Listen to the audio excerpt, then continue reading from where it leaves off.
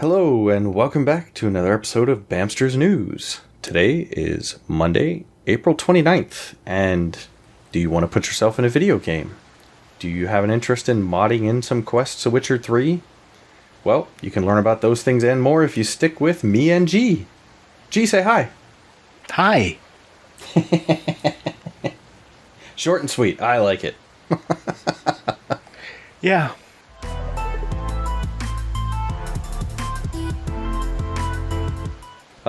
So first up, apparently Facebook is using some kind of AI. There's at least this is in testing right now, where they'll take a video recording of a person performing certain actions over a period of, I think it's about 7 or 8 minutes, and then they can use what the AI analyzes out of that recording to then recreate you, including things like movements and stuff inside of a video game.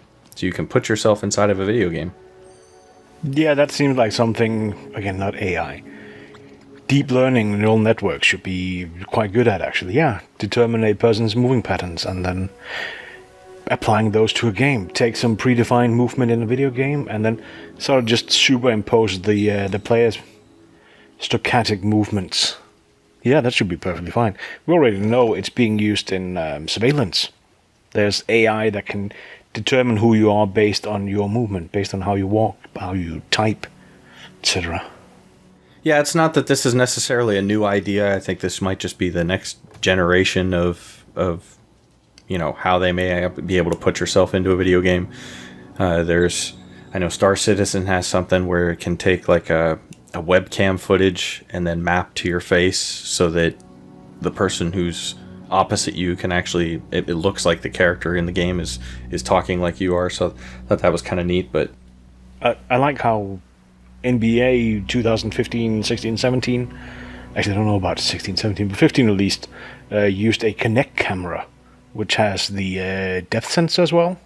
So you would stick your face like 6 centimeters away from the camera and then kind of turn from side to side, and it would get the depth measurement more or less of your face at the same time. And then record how your face looks, and it never ended well. Ooh, there was some nasty ones. It's apparently still there. I think in 2017, 18 version, or NBA 2K18, latest version, you can take a selfie with your camera, which is just a picture where your camera points at you, and upload that to the game, and then it'll put you into the game. I'm all for adding my face to a character just for, fun. Just to make the character look like me. I can see where that could be fun, but I mean, the whole person, like, do we really want to see my chubby bottom like running around on an NBA court? I don't think so. Yeah, I have some issues there as well. I'm thinking some of the Kinect games will kind of superimpose you, so I have a couple of yoga games for the 360 where... This is already sounding scary. Yeah, I'm doing the yoga in my tight outfit, right? And my big beer gut. And whoopsie, I'm there on the screen, at least as an outline. It's kind of, yeah, I don't want to watch that. I don't want to see that. And come on, think about it. You played Witcher a little bit, at least. When you're playing Witcher, do you rather want to see yourself as the Witcher with the white hair and the face and the body and everything? Or do you want to see it being you? Are we talking about, like, which version of The Witcher, I would say? Or are we talking about the original version without the beard? Are we talking about the guy with the beard? Are we talking about the pretty boy one for the Netflix show with Henry Cavill? Yeah, not the Superman one. No, I'm all for... 3. Yeah, no, I'm all for bearded Geralt, yeah. Let's keep it that way. I mean, I can understand it if you want to replace Kratos from God of War with me. That makes sense, but beyond that, no. Well, since you mentioned Witcher, apparently there's a user goes by the name of RMEMR, has created a tool set to be able to mod in your own quests. So, looking at this, from what I've seen thus far, this is not for the noob.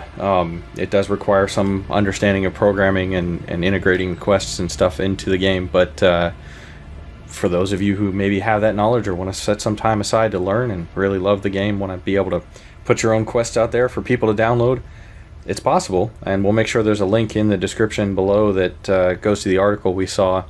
But and I should say, and in there is also a custom quest that I believe the user who released the mod tool set put together, so you can see how it works.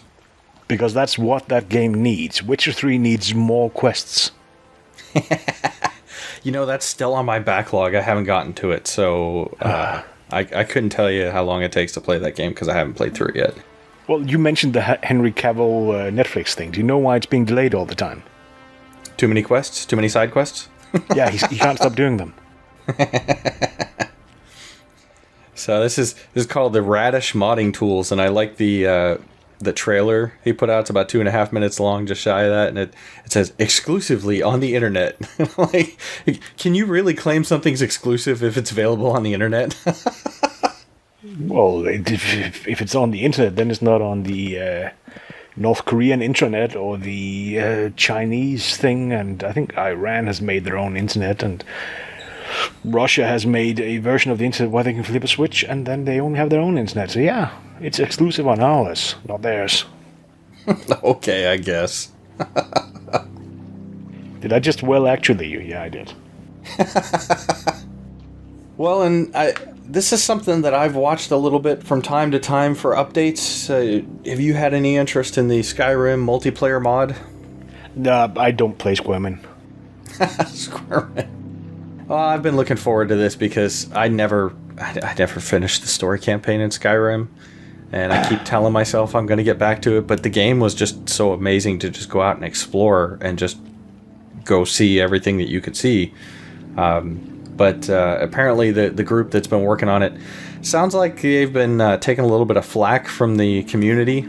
I don't know if it has anything to do with how long it's taken them to get this stuff done, but they were responding to a Reddit post where they were saying things like, basically they think that they don't owe the community anything, and that the community has been so toxic that they might just say F it and give up, or if they decide to finish it, they might not even release it because, But that's a bullshit attitude from their side.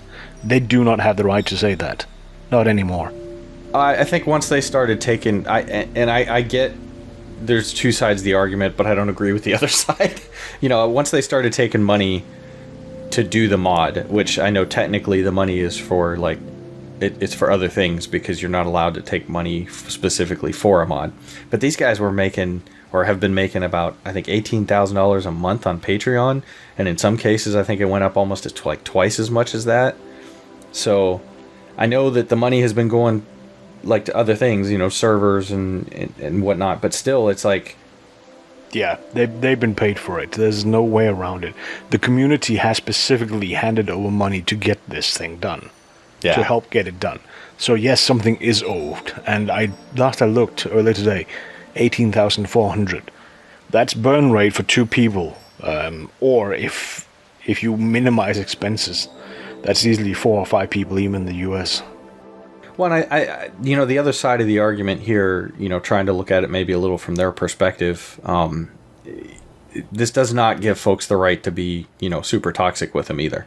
And this is something that we've talked about countless times in the last several months, if not years, about, if you want to keep being toxic against these developers, they're going to go hide in a hole and they're not going to talk to you anymore. You can't. These are human beings, and if how would you respond if somebody was talking to you like that?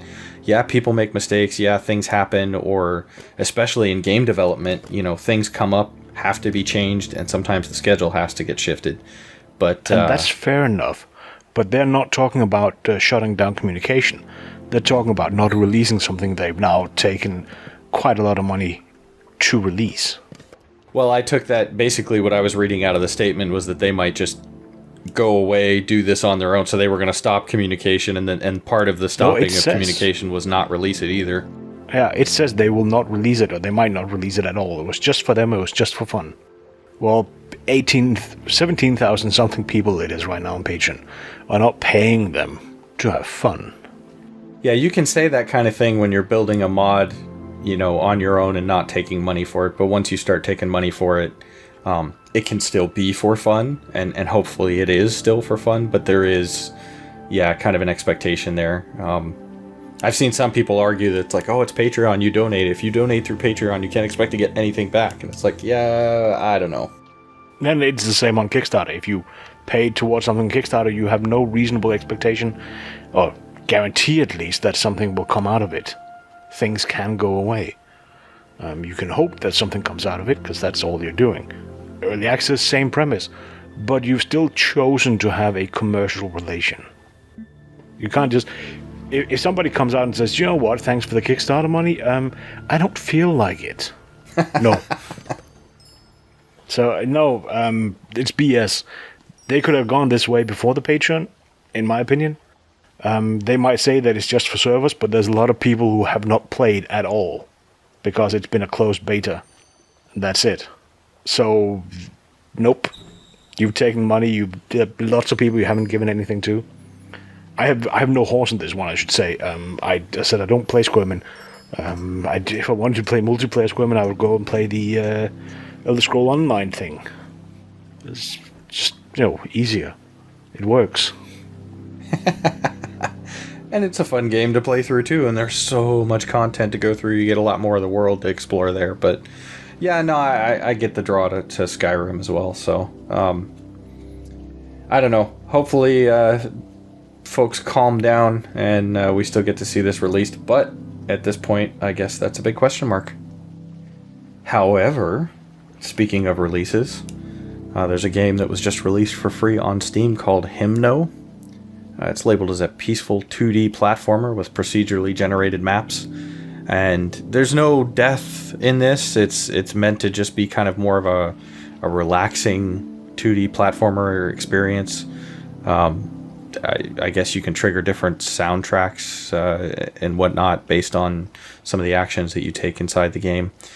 But I don't know. It looks like a cute little game. It looks like it could be some fun to play, and especially if you enjoy a 2D platformer, well, then now you've got a free one you can go check out. Non-violent, no death. Yeah. Why not? I like that he says it was made... a game that he made long ago to de-stress himself. I say him. I can't actually see the name of the developer. Yeah. Him, her, they, themselves. It says David Oralejo Sanchez. Okay, himself.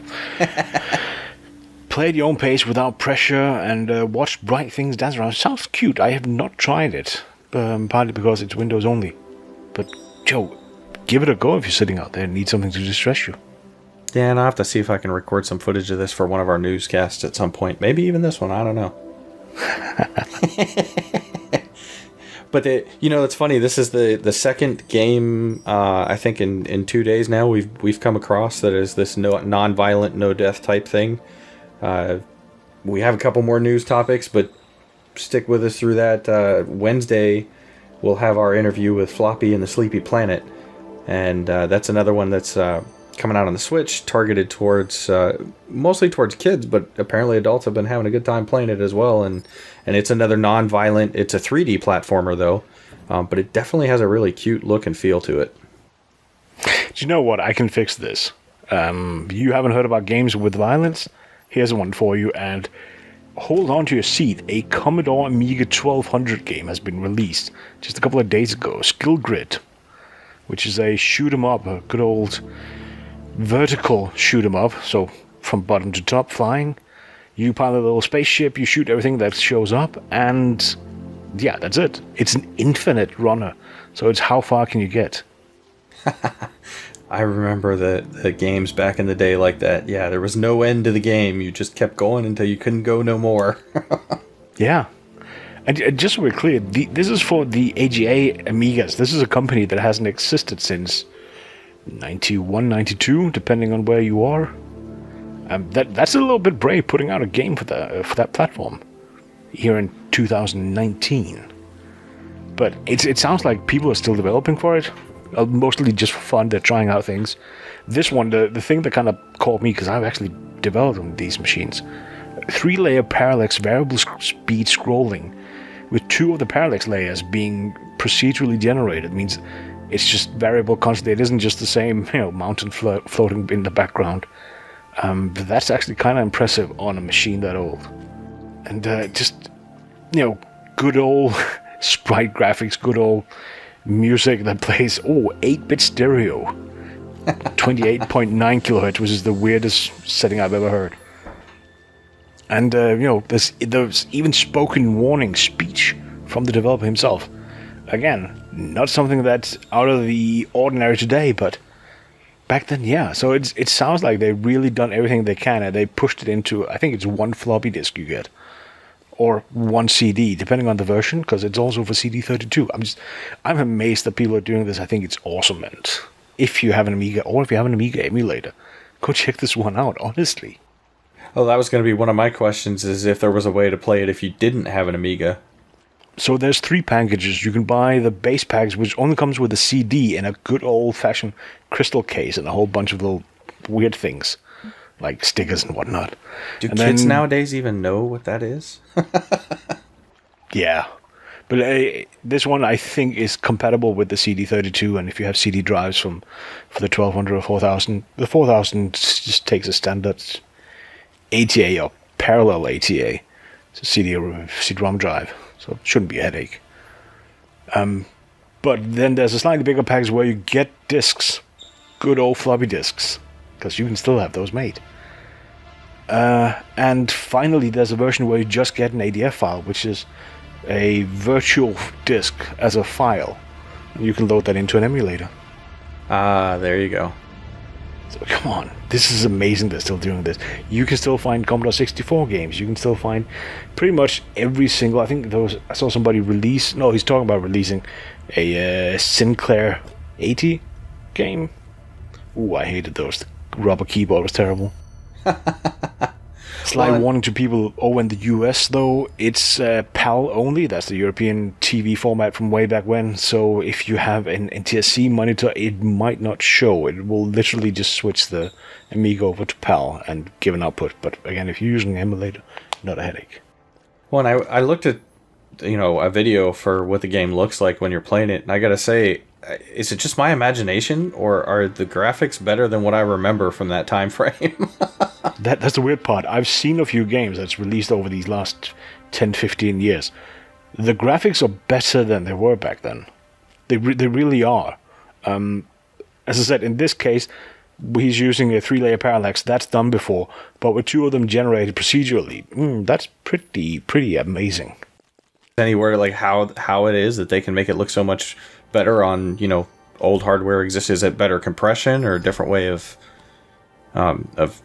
programming it or handling it? Or okay, so some of the tricks they can use nowadays, for example with the audio, is better compression. Literally, just throw more CPU time at the compression to decompress more easily. There's some advances there, but also a lot of it is just figuring out tricks and tips. The other day, I've completely random, completely unrelated, reading about code for the floppy disk drive for the C64. Somebody figured out getting almost double the speed out of it. Good old 1541 floppy drive. Just because he realized a trick that could be done. That came out a few years back. Which was weird reading 6502 code in this day and age. But yeah, it was there. So yeah, a lot of it is just they figure out new ways of doing things. They've found new techniques. It's still being shared. They're still going, oh, you can do that a tiny bit better. And every little bit they can do helps. Well, that's cool. Yeah. So that was a little bit of a walk down memory lane. Should we take something slightly newer? Yeah, let's finish it out. Whew. Well, big one that I kind of noted, but again, this is just rumors. So now we're into the rumor mill that I know Drac likes to have in these episodes every so often. AMD Ryzen 3000 and Navi is coming out later this year. And it's just, at least the channels that I read have rumors and news about it as it's coming out, literally as it leaks. I think some of them are kind of interesting.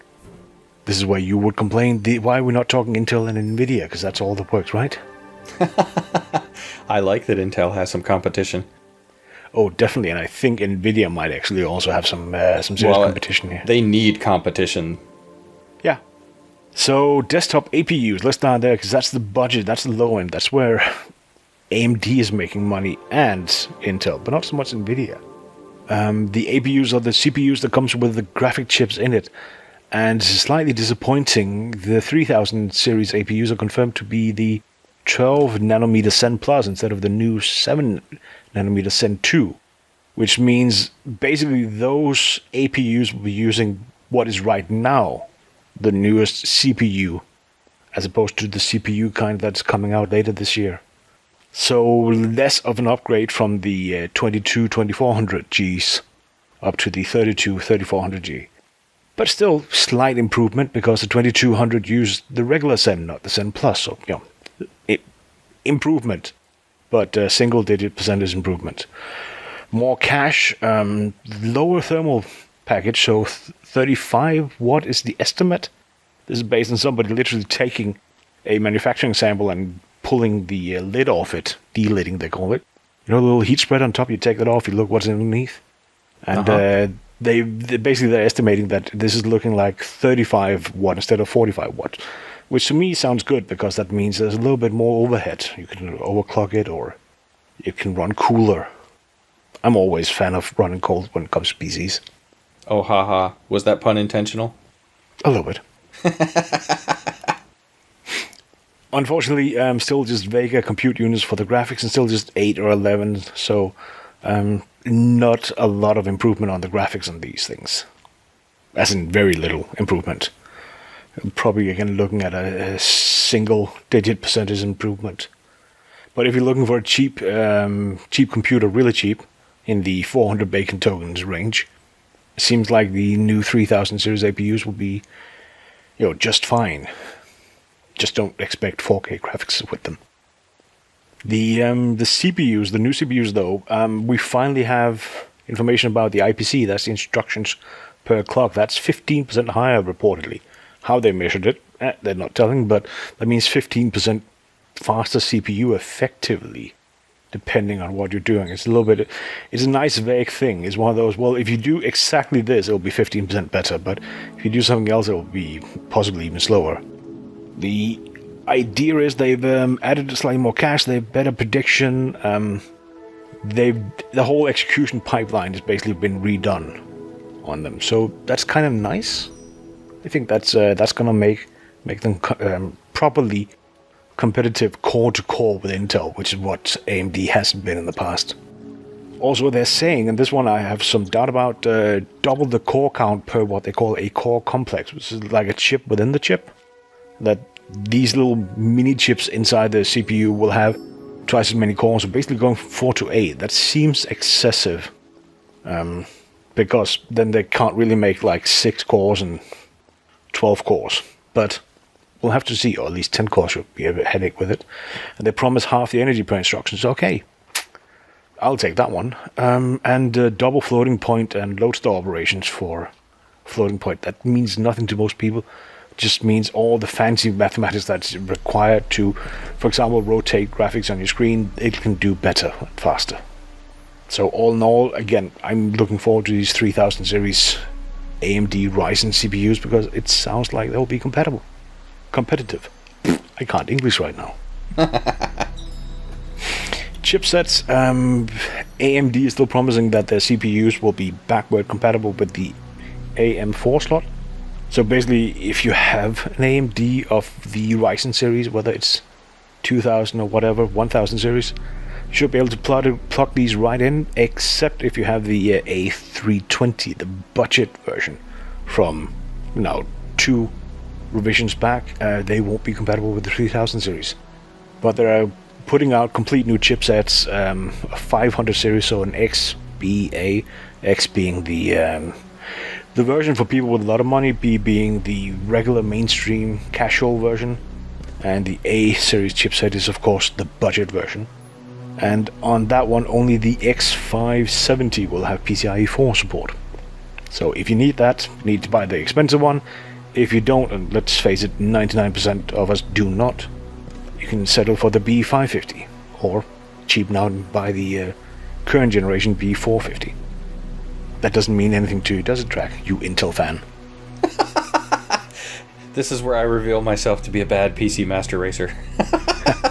I literally don't look at hardware specs except for when I'm building a new PC. So the only time I look is every several years when I'm looking to build a new PC, and then I basically look at what's on the market and what's in my price range and compare that and make a decision. Yeah, that's the thing. I think these are all just targeted. Most people will settle for, as I said, the B550 chipset. Most people will settle for the mid-range, so-called Ryzen 5s CPUs. It's all targeted to be just that little bit cheaper for the same performance than Intel. And we see that also. They've sort of spread some news about the Navi, the GPUs, where they're saying, well, there'll now be 3 graphics cards, or 3 families of graphics cards. The RX 3080, 3070, 3060. Notice that 80, 70, 60 at the end. Yep. Just like NVIDIA does, except the 3080 is sort of targeting in performance the 2070 for the RTX series. 3070, the one that ends with 70 at the end, is targeting the RTX 2060 in performance. So there's something going on there with the naming, that they choose to name it as if it's like the 2080 and like the 2070. But it isn't. It's targeting just the one below in terms of performance and price. Well, and I noticed too that they're going with the 3000 series as opposed to NVIDIA just hitting the 2000 series, so... Yeah, so there's some branding going on there.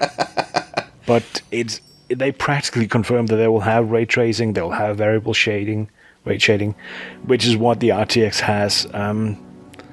The one thing that kind of came out and is a little bit, let's say you can be concerned about it, they will still, according to some Linux code that's been dug out of the Linux kernel recently, they will still use this GCN or Graphics Core Next model, which is how AMD has been making their graphics chip. They have this model for how to put them together. And this one has the headache that it only goes up to 4096 shader processors. So exactly how that's going to work out for them, whether it'll stay competitive, that's the thing in the machine that does a lot of the calculations, right? It has a hard limit that is way too low. And it's also a headache that it might not be good for memory, that GCN has historically been a little bit memory starved, which is why if you buy the, what is it called, Radeon 7 graphics card, it has 16 gigabytes of HBM2 memory, which is super fast and super expensive. But apparently the new cards will use DDR6 like the PS5 will, so they might have solved the problem with GCN and memory starvation, but... time will tell. Any questions? Nope. Well, you should ask, when is it releasing? It should be releasing on the July 7th, or 7/7, because everything's 7 nanometers and Radeon 7, and AMD seems to like the number 7.